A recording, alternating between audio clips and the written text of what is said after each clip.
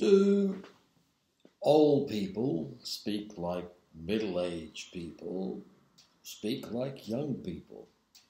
That is, what's the correlation between language use and age? Age is our social variable. Language use of any kind is our linguistic variable. What's the main preconception here? It is that kids speak badly. Every generation, I think since the beginning of humanity, in the cave somewhere, parents were complaining about the way their children speak.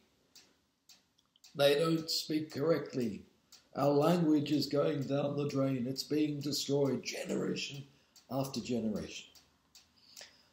Okay, now, when that happens, generation after generation, and languages don't really change, you haven't got language change as such. You've got what we call age grading. Age grading means young people always speak like young people, middle-aged people like middle-aged people, old people like old people.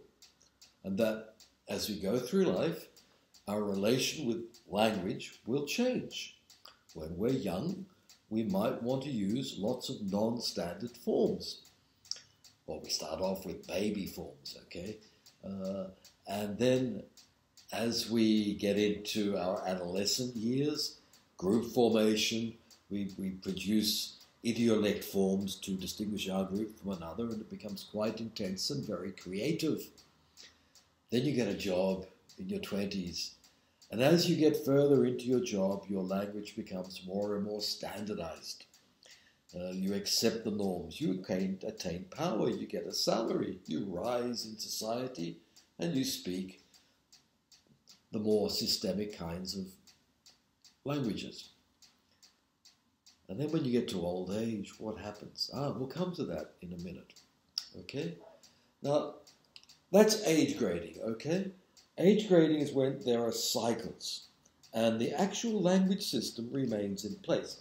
How do we know it remains in place? Because people, when they speak, know what the prestige variant is, even if they don't use it when they're speaking. Okay, remember Labov's things, there are no single style speakers. So you get studies, for example, of double negation. Double negation is I ain't never going there. I ain't never. Ain't never. Ain't is a negation and never is a negation. Okay? So double negation is incorrect in standard English. I am never going there. I ain't seen no apples. Right? I haven't seen any apples. That would be correct. Double negation is a very, very frequent variant that's found in many varieties, and it's almost exclusively in spoken varieties. Now, who uses more double negation in age? Well, when you map it out, and you've got studies there that you've looked at on Appalachian English and Black English in Detroit, it's very clear that the younger the speaker, the more double negation. Generation after generation. What does that mean? Well, people do this when they're using spoken language as a main feature of their life, and when they become middle-aged, they get into serious employment. Their power comes from written language and from knowing correct language. Then the degree of double negation decreases. Okay, and that would indicate a phenomenon of age grading.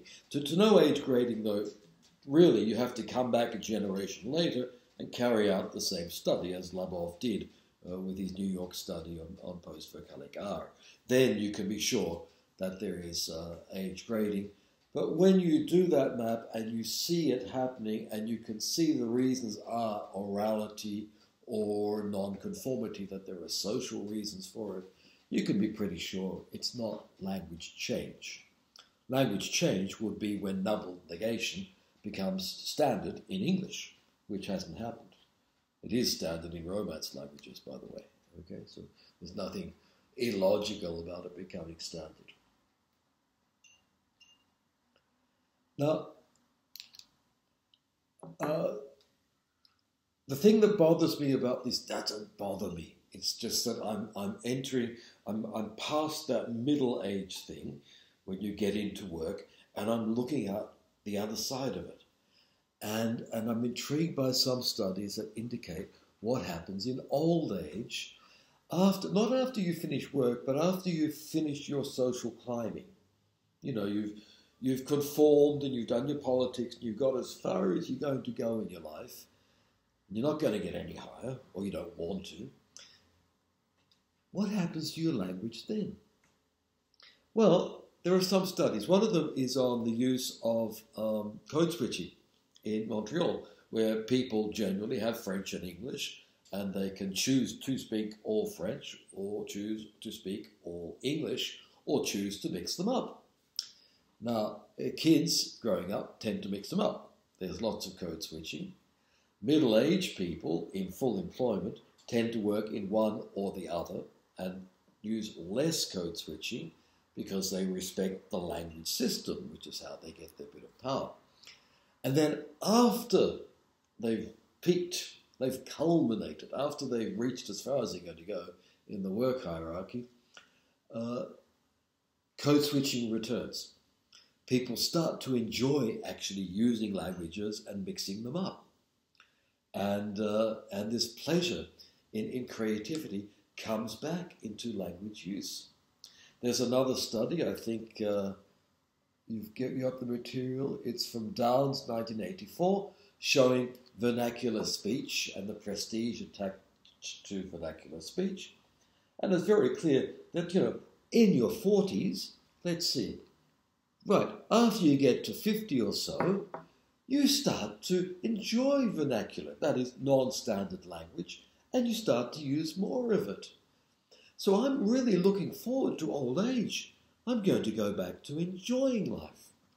And it's true, you can go back and look at tapes of yourself as you were speaking before. These speeches, now these little talks I gave a version of in 2003, so I can look back over that period. And I'm finding that my Australian accent is coming back.